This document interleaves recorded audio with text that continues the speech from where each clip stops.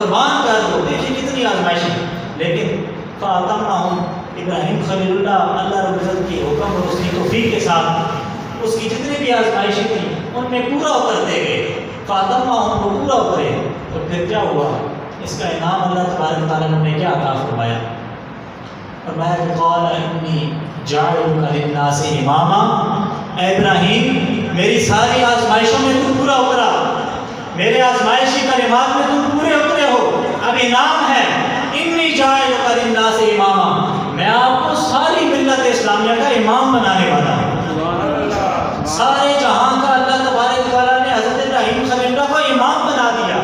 سارے لوگ ان کے مقتدی و پیروا ہو گئے. پھر انہیں کی قربانی کو سارے جہاں والوں کے لیے واجب قرار دے دیا. یہ انعام ملا. پھر اور انعام جس کیفیت میں حضرت ابراہیم خلیل اللہ اسماعیل جلیل اللہ گئے تھے